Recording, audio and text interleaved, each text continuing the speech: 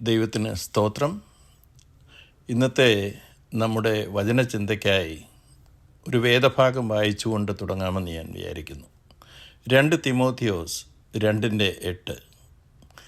ദാവീദിൻ്റെ സന്തതിയായി ജനിച്ച് മരിച്ചിട്ട് ഉയർത്തെഴുന്നേറ്റിരിക്കുന്ന യേശു ക്രിസ്തുവിനെ ഓർത്തുകൊള്ളുക, അതാകുന്നു എൻ്റെ സുവിശേഷം. നമ്മൾ ഈ വായിച്ച ഭാഗത്ത് ഏറ്റവും പ്രധാനപ്പെട്ട കാര്യം യേശുവിനെ ഓർത്തുകൊള്ളുക എന്ന സന്ദേശമാണ്. യേശു ക്രിസ്തുവിനെ ഓർത്തുകൊള്ളുക. യേശുവിനെ ഓർമ്മിക്കണമെന്ന് നമ്മെ ഓർമ്മപ്പെടുത്തേണ്ട ആവശ്യമുണ്ടോ? നമ്മളെല്ലാം പ്രാർത്ഥിക്കുന്നവരും പാടുന്നവരും ആരാധന മുടക്കാത്തവരുമല്ലേ? ആ ചോദ്യം ചോദിക്കുന്നതിന് മുൻപേ പൗലോസ് ഇത് ആരോടാ പറഞ്ഞെന്ന് നമ്മൾ ഓർക്കണം. എഫെസോസിലെ സഭയുടെ പാസ്റ്ററോടാണ് പൗലോസ് ഈ കാര്യം ഒരു കൽപ്പനാ രൂപത്തിൽ പറയുന്നത്. തിമോത്തിയോസ് അന്ന് എഫെസോസ് സഭയുടെ പാസ്റ്ററായിരുന്നു. നമുക്കറിയാം, എഫെസോസ് സഭ അന്ന് വളരെ നന്നായി നടക്കുന്ന ഒരു സഭയാണ്. അങ്ങനെയാണെങ്കിൽ യേശുവിനെ ഓർത്തുകൊള്ളാൻ പരിശുദ്ധാത്മാവ് നമ്മളോട് കൽപ്പിക്കുന്ന എന്തുകൊണ്ടായിരിക്കണം? ഒരു കാരണം, നമ്മുടെ ഓർമ്മശക്തി വളരെ ലോലവും ദുർബലവുമാണ്. നമ്മുടെ ഓർമ്മകൾ മങ്ങിപ്പോകാനുള്ള സാധ്യതയുണ്ട്. അതൊരു ആത്മീയ പ്രശ്നം കൂടിയാണ്. അത് നമ്മൾ പ്രത്യേകം അറിഞ്ഞിരിക്കണം.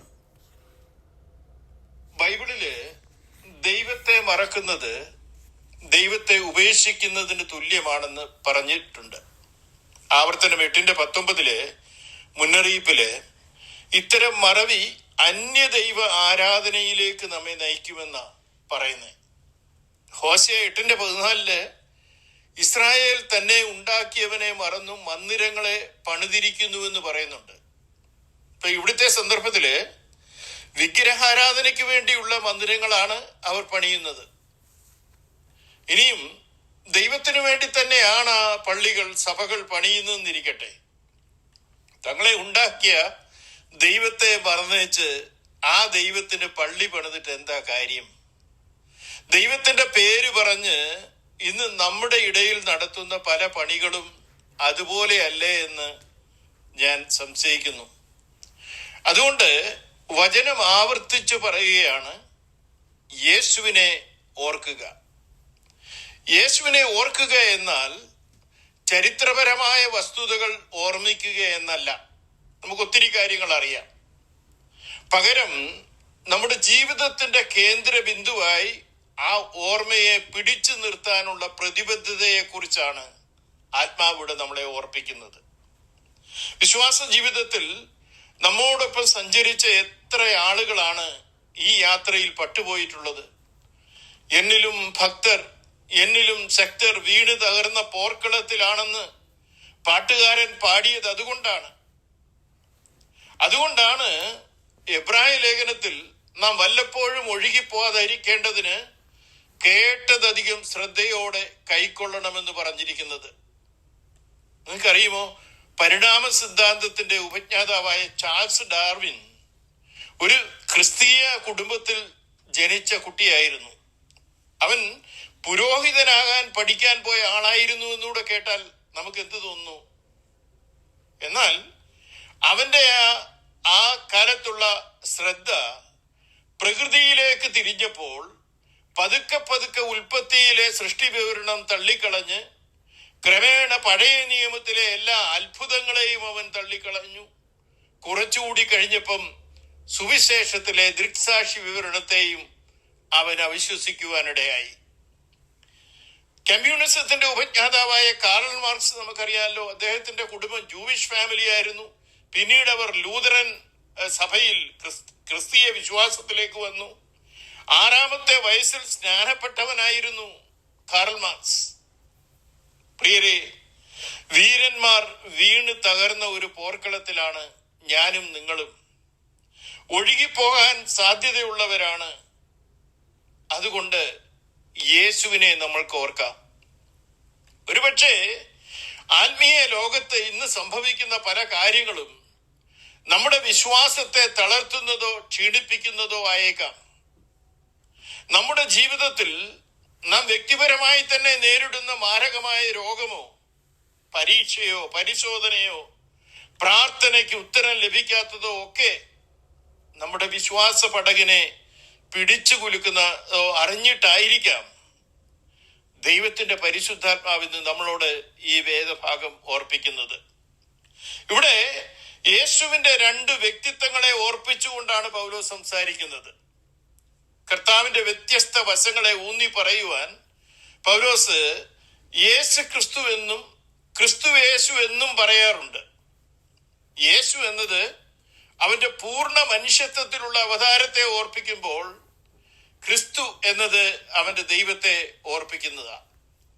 അവനെ സൂക്ഷിച്ചു നോക്കിയാൽ അറുക്കപ്പെടാനുള്ള ഒരു കുഞ്ഞാടിനെ പോലെയായിരുന്നു നമ്മുടെ ഇടയിൽ അവൻ പാർത്തതെന്ന് നമുക്ക് കാണാൻ സാധിക്കും. കുറഞ്ഞപക്ഷം സ്നാപക യോഹന്നാനെങ്കിലും ആ തിരിച്ചറിവുണ്ടായിട്ടുണ്ട്. അവനത് വിളിച്ചു പറഞ്ഞല്ലോ, ഇതാ ലോകത്തിന്റെ പാപം ചുമക്കുന്ന ദൈവത്തിന്റെ കുഞ്ഞാട്. അവൻ മരിച്ചവരിൽ നിന്ന് ഉയർത്തെഴുന്നേറ്റ ശേഷം എമ്മൗസിലേക്ക് മടങ്ങിപ്പോയ ശിഷ്യന്മാർക്ക് മോശയെ തുടങ്ങി സകല പ്രവാചകന്മാരിൽ നിന്നും എല്ലാ തിരുവെഴുത്തുകളിലും തന്നെ കുറിച്ചുള്ളത് അവർക്ക് വ്യാഖ്യാനിച്ചു കൊടുത്തുവെന്ന് ലൂക്കോസ് 24:27 നമ്മൾ വായിക്കുന്നുണ്ട്. അങ്ങനെയെങ്കിൽ മോശ എഴുതിയ ഉൽപ്പത്തി പുസ്തകത്തിലെ 3:15 പറയുന്ന സ്ത്രീയുടെ സന്തതിയായിരുന്നു അവനെന്നും യേശു അവരെ തീർച്ചയായും ഓർപ്പിച്ചു കാണും. എല്ലാ മശിഹൈക പ്രവചനങ്ങളുടെയും പൂർത്തീകരണമാണ് യേശു ക്രിസ്തുവിൽ നമ്മൾ കാണുന്നത്. ഞാൻ പറയട്ടെ, ഇന്ന് ഈ മീറ്റിംഗിലേക്ക് പരിശുദ്ധാത്മാവ് നമ്മളെ കൊണ്ടുവന്നിരിക്കുന്നത് നമ്മുടെ പാപം ചുമന്നൊഴിച്ച ആ ദൈവകുഞ്ഞാടിനെ കുറിച്ച് ഓർക്കാനാണ്. ചിലപ്പോൾ ഇന്ന് പാടിയ പാട്ടിലൂടെ തന്നെ തീർച്ചയായിട്ടും ആ പാട്ടുകളിൽ അത് ഉണ്ടായിരുന്നു. നിങ്ങളെ ആത്മാവ് ആ ഓർമ്മയിലേക്ക് കൊണ്ടുപോയിട്ടുണ്ടെന്ന് എനിക്കറിയാം. അതുമല്ലെങ്കിൽ ഇന്നത്തെ ഈ സന്ദേശത്തിൽ കൂടെ തന്നെ നമ്മളെ ഓർമ്മപ്പെടുത്താൻ ആത്മാവിലേക്ക് നമുക്കൊന്ന് കടന്നിയെല്ലാം. ഈ ജീവിതയാത്രയിൽ നമ്മൾക്ക് യേശുവിനെ ഓർക്കാൻ ഓർമ്മപ്പെടുത്തലുകൾ ആവശ്യമാണെന്നാണ് ഒരിക്കൽ കൂടി എനിക്ക് പറയാനുള്ളത്.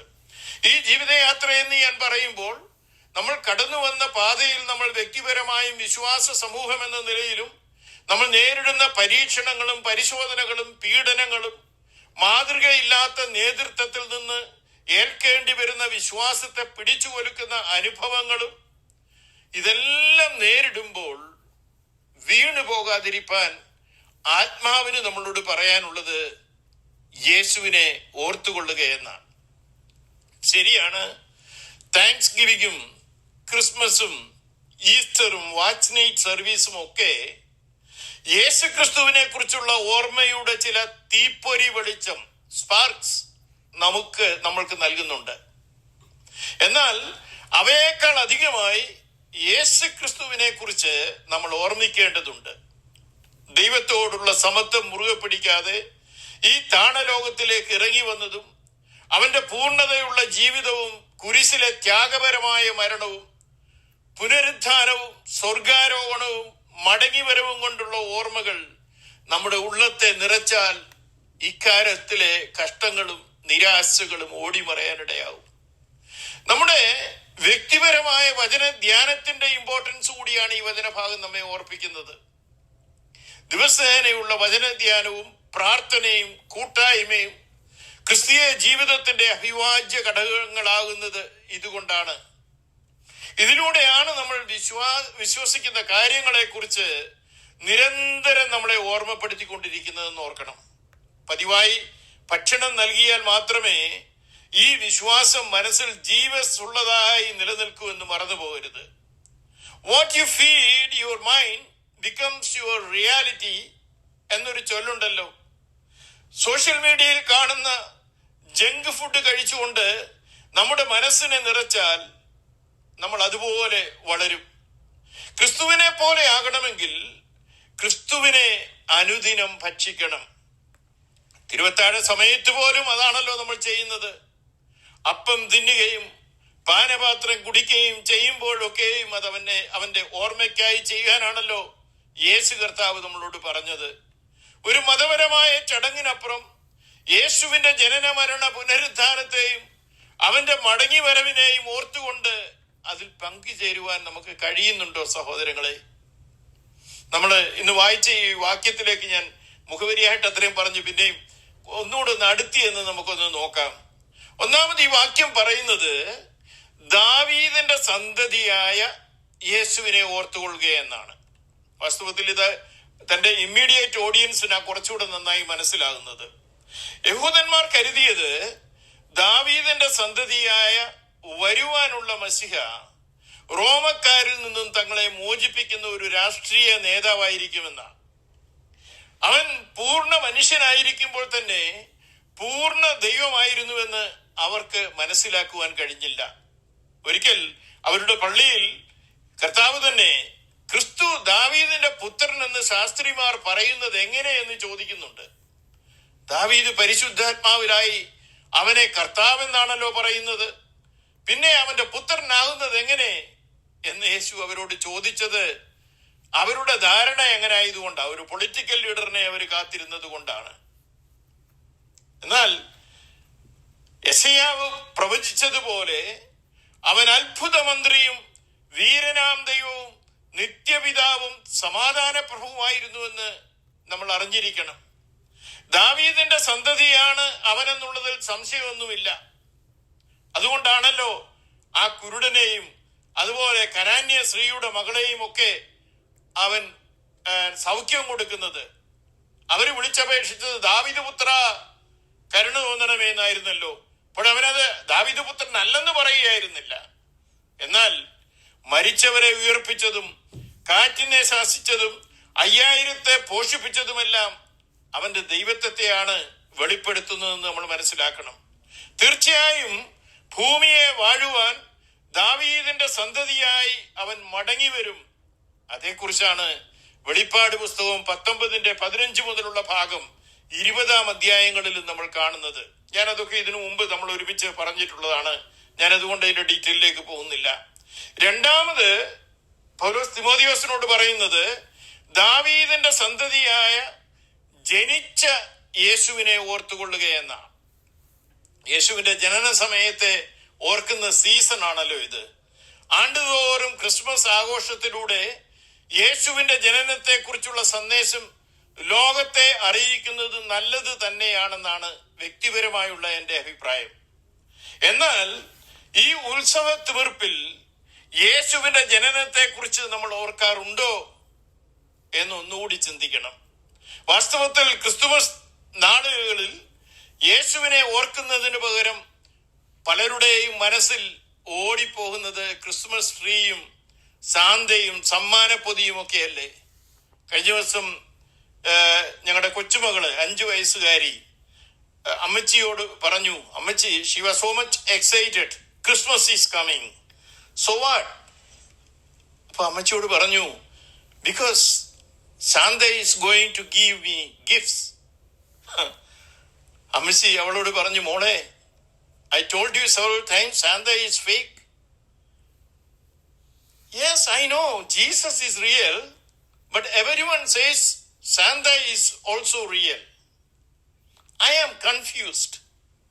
ആ അവസാനം പറഞ്ഞ പദവാ ഒന്ന് ഓർപ്പിക്കാനാ നിങ്ങളോട് പറഞ്ഞേ. 5 വയസ്സുകാരി പറയുകയാണ് ഷീ ഈസ് കൺഫ്യൂസ്ഡ്. വാസ്തവത്തിൽ ഇന്ന് ലോകം എല്ലാം ഏറ്റുപറയുന്ന ഒരു കാര്യം, നാം പ്രസന്റ് ചെയ്യുന്ന ക്രിസ്തുമസിലെ പാപ്പായെയും ക്രിസ്മസിന്റെ സമ്മാനവും ആഘോഷവും അതിന്റെ മേളവും എല്ലാം കണ്ടിട്ട് ലോകം കൺഫ്യൂസ്ഡ് അല്ലേ? ഏദൻ പറുദീസയിൽ പിശാച് ഹവ്വായെ പ്രലോഭിപ്പിച്ചത് കാണുവാൻ ആ ഭംഗിയുള്ളതും കാമ്യവുമായ പഴത്തിനു പകരം ഇന്ന് കാണുവാൻ ഭംഗിയുള്ളതും കാമ്യവുമായ സാന്തയുടെ ചുവന്ന തൊപ്പിയും സൂട്ടും വെള്ളത്താടിയുമാണ് പലരുടെയും ഓർമ്മയിൽ ഓടിയെത്തുന്നത്. നമ്മൾക്കറിയാം, അന്ന് വിദ്വാൻമാർ കണ്ട നക്ഷത്രം ശിശു ഇരിക്കുന്ന സ്ഥലത്തേക്ക് അവർക്ക് വഴികാട്ടിയായിരുന്നു. അവർ ആ വീട്ടിൽ ചെന്ന് യേശുവിനെ കണ്ടത് അങ്ങനെയാണല്ലോ. എന്നാൽ ഇന്ന് നമ്മുടെയൊക്കെ വീട്ടിൽ തൂങ്ങിക്കിടക്കുന്ന, എല്ലാവരുടെയും ഇല്ലായിരിക്കാം, ഉള്ളവര് ചിന്തിച്ചാൽ മതി, നമ്മുടെ വീട്ടിൽ തൂങ്ങിക്കിടക്കുന്ന നക്ഷത്രം കണ്ടിട്ട് ഏതെങ്കിലും വിദ്വാൻമാർ പോട്ടെ, സാധാരണക്കാരെങ്കിലും നമ്മുടെ വീട്ടിലേക്ക് വന്നാൽ നമ്മൾ ആഘോഷിക്കുന്ന ഈ യേശുവിനെ അവർക്ക് കാണാനാകുമോ? ഇത് നക്ഷത്രത്തിന്റെ കാര്യം പോട്ട്, അത് തൂക്കാത്തവരും ഉണ്ടല്ലോ. നമ്മുടെ സഭായോഗത്തിൽ, കൺവെൻഷൻ വേദികളിൽ അങ്ങനെ ആരെങ്കിലും വന്നാൽ അവർ അവിടെ ബൈബിളിലെ യേശുവിനെ കണ്ടെത്തുമോ എന്ന എന്റെ ചോദ്യം. എന്തിന്, സാക്ഷാൽ കർത്താവ് പോലും ഇപ്പോഴും ലവോദിക്ക സഭയുടെ വെളിയിൽ തന്നെ നിന്ന് മുട്ടിക്കൊണ്ടിരിക്കുകയല്ലേ. എന്റെ പ്രിയമുള്ളവരെ, എന്നെ കേൾക്കുന്ന നിങ്ങൾ ആരെങ്കിലും ഈ കൂട്ടത്തിൽ പെടുമെന്ന് എനിക്ക് അഭിപ്രായമില്ല. ഇന്നത്തെ ആത്മീയ ലോകത്തിന്റെ മിക്ക ആഘോഷങ്ങളിലും, കൺവെൻഷനുകളിലും, കൂട്ടായ്മകളിലും, കമ്മിറ്റികളിലും, അണ്ടർലൈൻ ചെയ്ത് പറയട്ടെ, കമ്മിറ്റികളിലും യേശുവില്ല എന്ന് ഓർപ്പിക്കാനാണ് ഞാൻ അത്രയും പറഞ്ഞു പോയത്.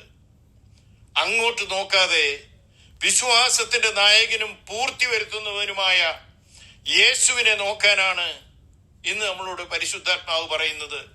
ദാവീദിന്റെ സന്തതിയായി ജനിച്ച് മരിച്ചിട്ട് ഉയർത്തെഴുന്നേറ്റിരിക്കുന്ന യേശു ക്രിസ്തുവിനെ ഓർത്തു കൊള്ളണമെന്ന് ഓർപ്പിച്ചുണർത്താനാണ് ഞാൻ ഇത്രയും പറഞ്ഞത്.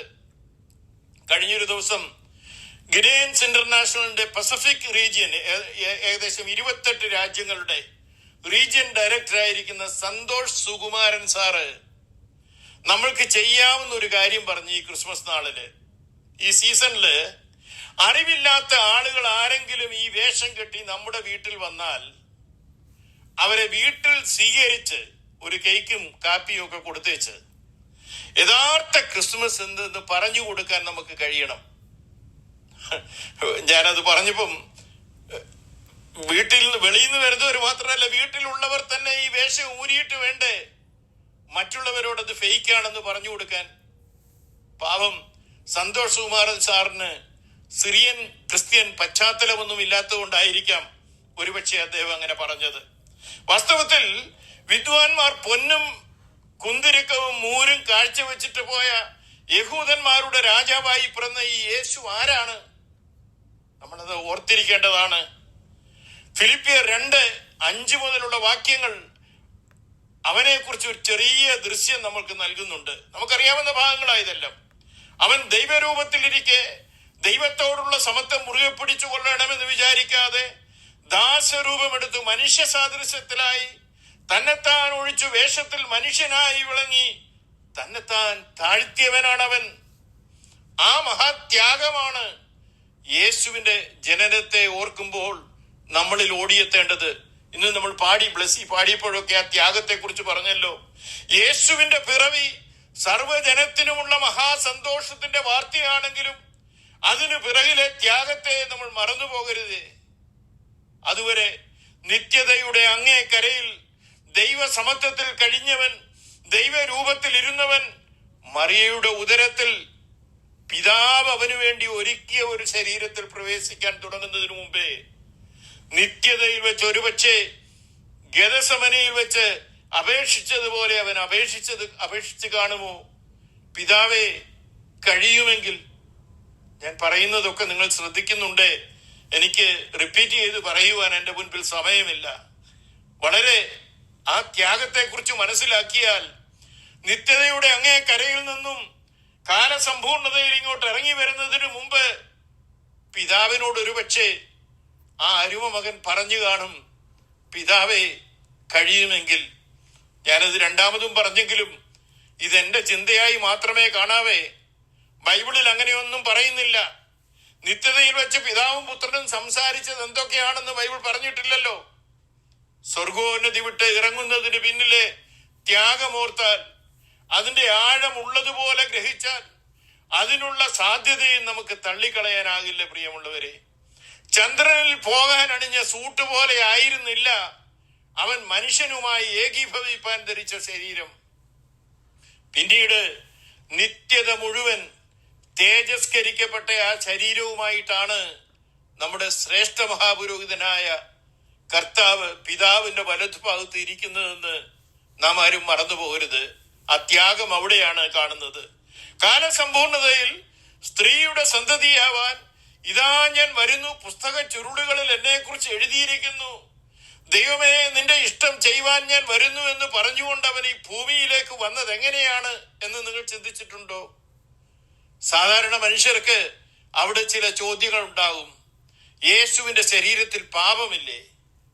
പരിശുദ്ധാത്മാവിൽ ഉരുവായാലും മറിയയുടെ ക്രോമസോം കൂടി ചേർന്നതല്ലേ അവന്റെ ശരീരം? ന്യായമായ ചോദ്യങ്ങളാണല്ലോ ഇതെല്ലാം. എന്നാൽ എബ്രായർ 10:5 പറയുന്നത്, പിതാവ് അവനു വേണ്ടി ഒരു ശരീരം ഒരുക്കിയെന്ന, നീ എനിക്ക് വേണ്ടി ഒരു ശരീരം ഒരുക്കിയെന്ന് കർത്താവ് തന്നെ അവിടെ പറയുന്നു.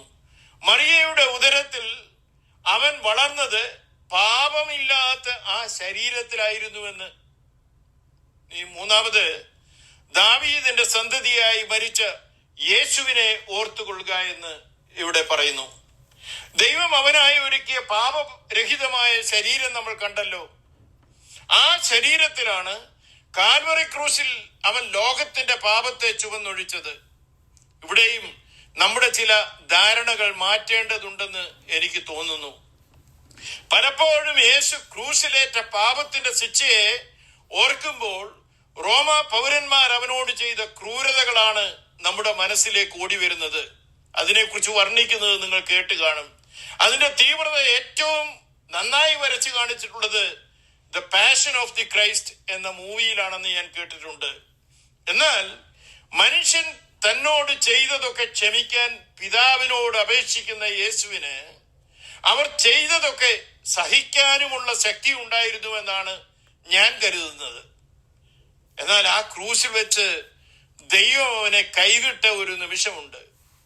എന്റെ ദൈവമേ, എന്റെ ദൈവമേ, നീ എന്നെ കൈവിട്ടതെന്തെന്ന് അലറി കരഞ്ഞുകൊണ്ട് പ്രാണനെ വിട്ട ആ സമയം, എന്റെയും നിങ്ങളുടെയും പാപത്തിന്റെ ശിക്ഷാവിധി നടപ്പാക്കാൻ ദൈവത്തിന്റെ ക്രോധാഗ്നി പെയ്തിറങ്ങിയ നിമിഷമായിരുന്നു അത്.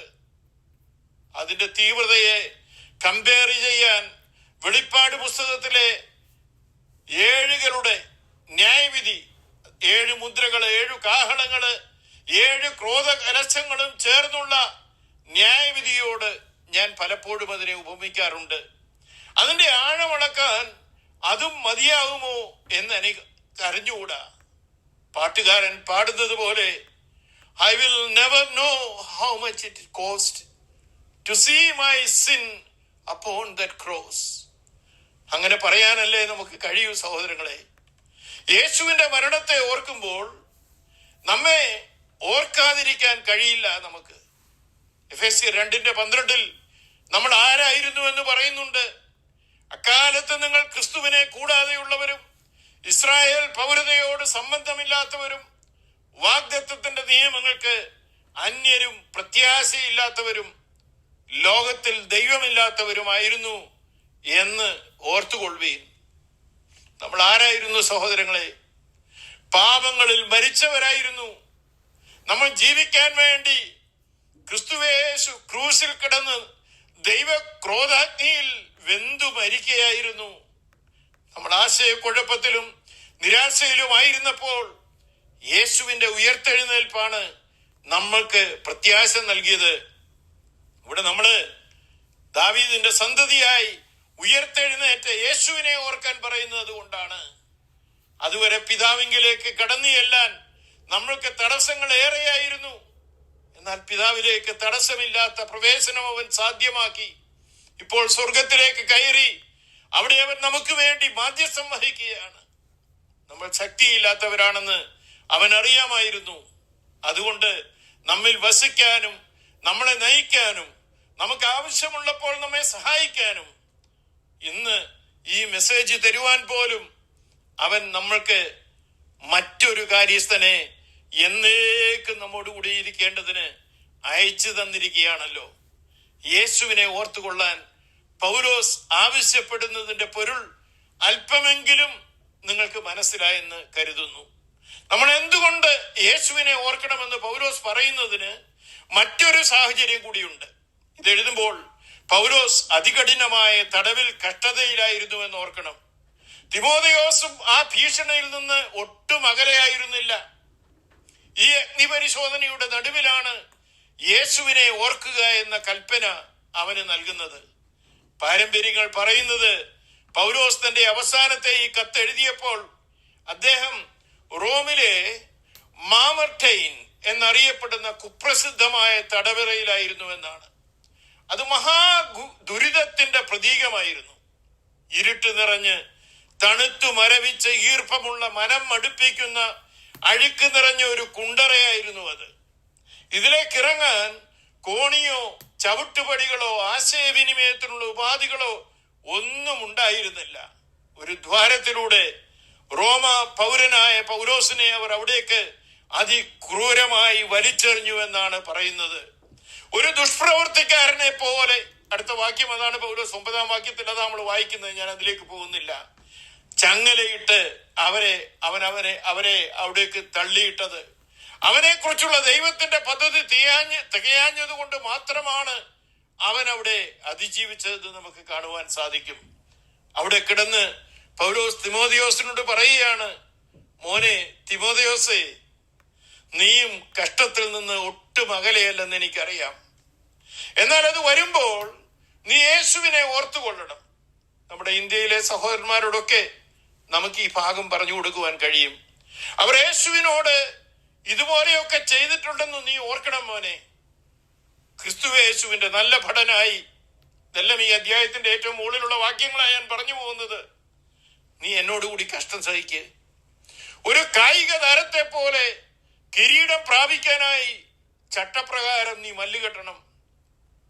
ആദ്യ ഫലം അനുഭവിക്കേണ്ടതിന് അധ്വാനിക്കുന്ന ഒരു കൃഷിക്കാരനെ പോലെ കഠിനമായി അധ്വാനിച്ച് കൊയ്ത്തിനായി ക്ഷമയോടെ നീ കാത്തിരിക്കണം.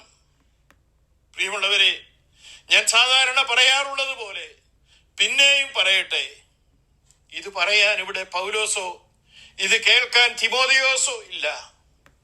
ഈ ലൈനിൽ ഇപ്പോൾ നമ്മളെ ഉള്ളല്ലോ. പരിശുദ്ധാത്മാവിന്റെ ശബ്ദമായി നമ്മൾക്കിതിനെ ഏറ്റെടുക്കാമോ? ദൈവസ്വാസീയമായ തിരുവചനമാണല്ലോ നമ്മൾ കേട്ടുകൊണ്ടിരിക്കുന്നത്. ദയവായി ഇത് നമ്മുടെ കാതുകളിൽ എത്തിക്കുന്ന ഒരു ഉച്ചഭാഷണി മാത്രമായേ എന്നെ നിങ്ങൾ കാണാവേ. നമ്മൾ ആരും ഉച്ചഭാഷണിയുടെ മികവും ദോഷവും കണ്ടിട്ട് പോകാൻ വന്നവരല്ലല്ലോ. ദൈവശബ്ദം ആത്മാർത്ഥയോടെ കടന്നു വന്ന് നമ്മളോട് പരിശുദ്ധാത്മാവിന് പറയാനുള്ളത്, ദാവീദിന്റെ സന്തതിയായി ജനിച്ച് മരിച്ചിട്ട് ഉയർത്തെഴുന്നേറ്റിരിക്കുന്ന യേശു ക്രിസ്തുവിനെ ഓർത്തുകൊള്ളുക എന്നാണ്. ഇത്രയും പറഞ്ഞിട്ടാണ് പൗലോസ് തിമോഥെയോസിനോട് ഒരു കാര്യം കൂടി പറയുക, അതാകുന്നു എന്റെ സുവിശേഷം. നമ്മൾക്കൊരു സുവിശേഷം ഉണ്ടോ സഹോദരങ്ങളെ? പൗലോസിന്റെ ഈ സുവിശേഷം നമ്മുടേതുമായെങ്കിൽ എത്ര നന്നായിരുന്നു. നാം ആഴ്ചതോറും ഈ ലൈനിൽ കൂടി വന്ന് ദൈവ സന്നിധിയിൽ സന്തോഷിച്ചു മടങ്ങുമ്പോൾ നമ്മുടെ കുടുംബത്തിലും ചുറ്റുപാടിലും എത്രയോ പേരാണ് ഈ സദ്വർത്തമാനം കേൾക്കാതെയോ തിരിച്ചറിയാതെയോ നിത്യ നരകാഗ്നിയിലേക്ക് ഒഴുകിക്കൊണ്ടിരിക്കുന്നത്. യേശുവിനെ ഓർക്കുമ്പോൾ ഏതെങ്കിലും വിധത്തിൽ ഈ സുവിശേഷത്തിൽ പങ്കാളികളാകാൻ നമ്മളെയും സമർപ്പിച്ചുകൊണ്ട് ഇവിടെ നിന്ന് എഴുന്നേൽക്കാൻ ദൈവത്തിന്റെ പരിശുദ്ധാത്മാവ് നമ്മെ ഏവരെയും സഹായിക്കട്ടെ എന്ന പ്രാർത്ഥനയോടെ ഈ വചനങ്ങളാൽ ദൈവം നമ്മെ അനുഗ്രഹിക്കട്ടെ എന്ന് പറഞ്ഞുകൊണ്ട് അഡ്വാൻസായി I wish you all a Merry Christmas and a Happy New Year.